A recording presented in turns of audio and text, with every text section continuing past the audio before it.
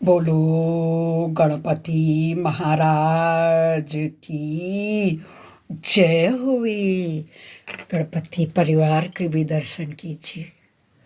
दोस्तों, आज शुक्ल पक्ष के दिन सकट चौथ का व्रत पूजन किया जाता है। इसमें हम लोगों के यहाँ गणेश जी का भजन कीर्तन उपवास करके किया जाता है।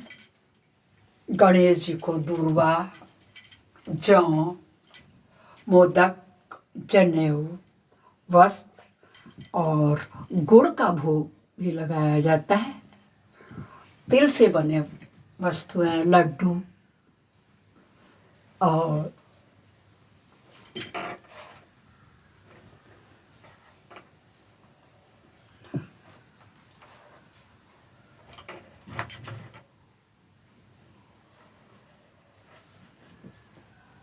मोदक बना करके भोग लगाए जाते हैं। गणेश जी को लाल पाटे में बैठा करके गणेश जी का पूजन पाठन किया जाता है। आइए, इसी उपलक्ष्य में मैं आपको आज अपने पंत ब्लॉग्स एंड संगीत में गणेश जी के व्रत की कथा सुनाना चाहती हूँ। बड़े शौक से, बड़ी श्रद्धा और भाव से सुनिएगा। हर एक के घर गणेश लाला आएंगे, हर एक का कष्ट दूर करेंगे, सभी के दुखों का दूर करेंगे। बच्चों के लिए ये व्रत किया जाता है। सुनिए, पूजा पाठ के बाद इस कथा को अवश्य सुनिए। एक साहूकार था, एक साहूकारनी थी। वे धर्म पुण्य को नहीं मानते थे। इसके कारण उनका कोई बच्चा ही नहीं था। एक दिन साहूकारनी पड़ोसी के घर में गई। उस दिन सकट चौथ का व्रत था, मतलब आज का, जो आज 6 जनवरी को पड़ रहा है। वह पड़ोसन संकट चौथ की पूजा करने कहानी सुना रही थी। साहूकारनी ने पड़ोसन से पूछा, तुम क्या कर रही हो? तो पड़ोसन बोली कि आज चौथ का व्रत है, इसलिए कहानी सुना रही हो। तो साहूकारनी बोली, चौथ के व्रत करने से क्या होता है? तो पड़ोसन बोली, इसके करने से अन्न, धन, सुहाग और पुत्र सब प्राप्ति होती है।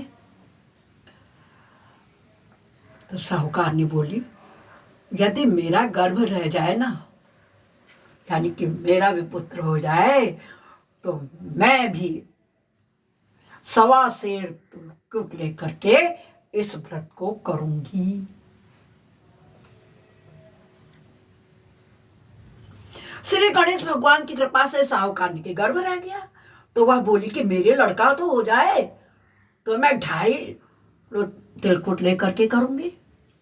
कुछ दिन बाद उसके लड़का भी हो गया। तो वह बोली कि चौथ भगवान मेरे बेटे का विवाह हो जाएगा तो 5.25 सेर का तिलकुट से पूजा करूंगी। कुछ वर्षों बाद उसके बेटे का विवाह भी हो गया। ये भगवान है, ये ऐसे ही होते हैं, इनसे जो मांगो देते जाते हैं। आपने सेम कथा सत्यनारायण में भी सुनी होगी ना। इसीलिए आज मैं अपने वीडियो में ये कथा सुना रही हूँ आपको कि कुछ कहिए मत, बोलिए मत, और यदि कहिए बोलिए तो उसको कीजिए। जो आपके कर्मों में लिखा है उसका फल आपको मिलेगा। आप अपने 2 बच्चे, 2 सास ससुर के पूजा पाठ नहीं कर पाते हैं, एक समय की चाय पानी नाश्ता खाना नहीं दे पाते हैं, और वो मालूम कितनों की खबर रखता है जिसको किसको कब क्या देना है।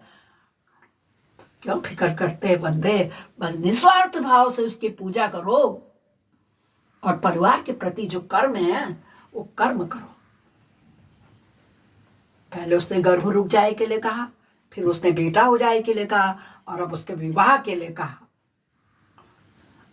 उसने कहा कि जब मेरे बेटे का विवाह हो जाएगा तब मैं गणेश जी की पूजा करूंगी, 5.25 सेर तिलकुट कर करूंगी। कहेंगे कुछ दिन बाद उसके बेटे का विवाह भी हो गया। तो वह बोली कि चौथ भगवान, मेरे बेटे का विवाह हो गया है, उसका विवाह भी तय हो गया है, उसका विवाह करके वो चले भी गया है, लेकिन उस साहूकार ने तिलकुट नहीं किया। इस व्रत को, संकष्टी चतुर्थी को तिलकुट का व्रत कहते हैं। लेकिन उस साहूकार ने उस व्रत का व्रत नहीं किया। इस कारण से चौथे देव क्रोधित हो गए। कौन है? गणेश देवता है। वो क्रोधित हो गए और उन्होंने क्या किया, जब फेरे हो रहे थे ना, उसके बेटे को उठा करके पीपल के पेड़ के नीचे बैठा दिया। क्या किया? गणेश भगवान जी ने उसके बेटे को उठाया और पीपल के पेड़ के नीचे बैठा दिया।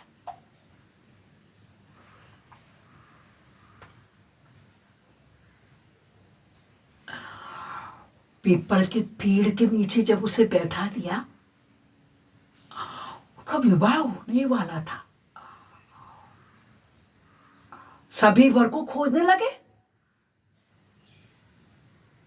हताश होकर सारे लोग अपने अपने घर की ओर लौट गए। उधर जिस लड़की से साहूकारनी के लड़के का विवाह होने वाला था, वह अपनी सहेलियों के साथ गर्ग और पूजा करने के लिए जंगल में दूब लेने गई।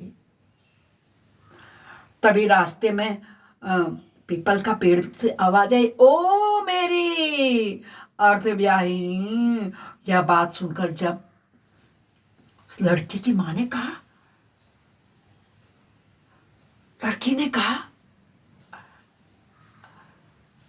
धीरे धीरे सुख का कांटा होने लग गई, सूखने लग गई उसकी माँ भी और लड़की भी।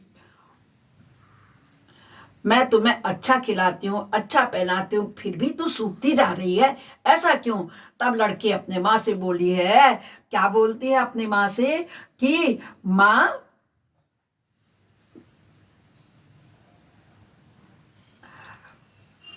जब मैं दूब लेने जंगल में गई थी, तब पीपल के पेड़ के नीचे एक आदमी बोलता है। क्या बोला वो आदमी? मेरे से बोला कि ओ मेरी अर्धव्याहिनी, उसने मेरी मेहंदी लगा रखी है, सेहरा भी बांध रखा है। उसकी माँ ने पीपल के पेड़ के पास जाकर देखा, वह तो उसी का जमाई निकला। तब उसकी माँ ने जमाई से कहा, यहाँ क्यों बैठे हो? मेरी बेटी से विवाह करने क्यों नहीं आए?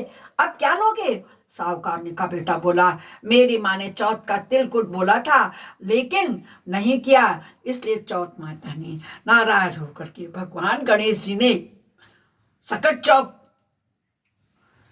तिलकुट ना करने के कारण मेरी यह हालत कर दी।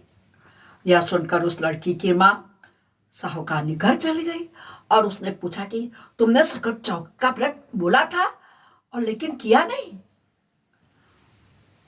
साहूकारनी के घर जाकर के उसने बोला कि व्रत क्यों नहीं किया? गणेश जी तुमसे नाराज हो गए, तुमको व्रत करना चाहिए था। तब साहूकारनी बोली, तिलकुट बोला था। उसके बाद साहूकारनी बोली, मेरा बेटा घर आ जाए तो 2.5 मन का तिलकुट करूंगी। देखो, ऐसे बोलना नहीं चाहिए।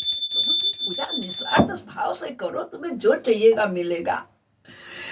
इससे श्री गणेश भगवान बहुत प्रसन्न हो गए और उसके बेटों को फेरों में ला करके बैठा दिया। बेटे का विवाह भी धूमधाम से हो गया। जब साहूकारनी ने बेटा एवं बहू घर आए, आशीर्वाद से मेरा बेटा बहू घर आए हैं, जिससे मैं हमेशा तिलकुट करके व्रत करूंगी। इसके बाद सारे नगर वासियों ने तिलकुट के साथ इस सकट का व्रत किया, सबने प्रारंभ कर दिया। सकट चौथ जिस तरह साहूकारनी को बहू बेटे से मिलवाया, वैसा ही हम सबको भी मिलवाती है।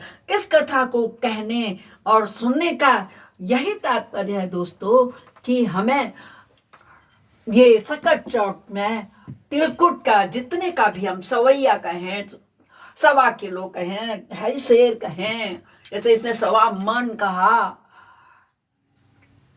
जब शुक्ल पक्ष को आता है गणेश चतुर्थी के दिन व्रत करके अवश्य करना चाहिए, संतान के लिए किया जाता है, मगर बोल के ना करने से वही दुख मिलता है जो साहूकारनी को मिला था।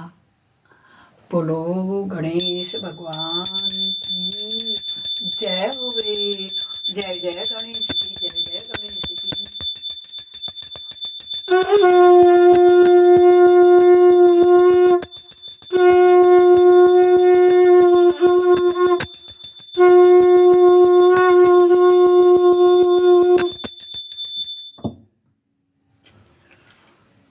अपराध सहस्राणि क्रियन्ते अनिशमया दासोऽमि ते मम त्वां क्षमस्व परमेश्वर। मंत्रहीनं क्रियाहीनं भक्तिहीनं सुरेश्वर यद् पूजितं मया देव परिपूर्णं तदत्सु मे। इसी प्रकार मैं अपने ब्लॉगों में आप लोगों को अपने द्वारा किए कर्म को शेयर करती हूँ, जिससे आप लोग मुझे बहुत सपोर्ट करते हैं। उसके लिए बहुत बहुत बहुत बहुत बहुत बहुत धन्यवाद। आज ये तिलकुट के दिन मैं आपको साफ और स्पष्ट बता रही हूँ कि पीले पाटे में या लाल वस्त्र बिछा करके गणेश भगवान की स्थापना करें। उन्हें जौ, रोली, पुष्प, नाल, पीला और जनेऊ और दूर्वा की माला पहना कर 108 माला, 108 दूब जरूर पहनाएं। तिल के लड्डू बनाएं, काले तिल, सफेद तिल, जो आपके गणेश जी को मोदक प्रिय है, मोदक बनाएं। कुछ नहीं है तो एक गरीब की जैसे गुड़ का भोग लगाएं। गणेश जी गुड़ भी बहुत पसंद करते हैं।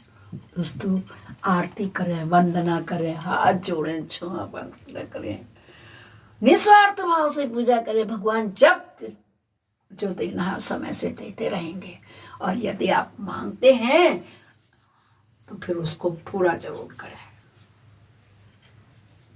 आइए एक सुंदर सा छोटा सा भजन आपको सुनाती हूँ। गौरी गजानन आज सभा में मेरी लाज रखना। जैसा मैंने सबके लिए कहा है, सबकी इच्छाएं पूरी करना। हे गणेश जी, सबके संकष्ट हरना, सबके कष्ट हरना, सबके घर में जाना, नाती और पोता बन के जाना, सब खिलाए, मैं भी खिलाऊं, सब खिलाए। बोलो गणेश भगवान की जय। गौरी गजानन आज सभा में मेरी लाज रखना। गौरी गजानन आज सभा में मेरी लाज रखना।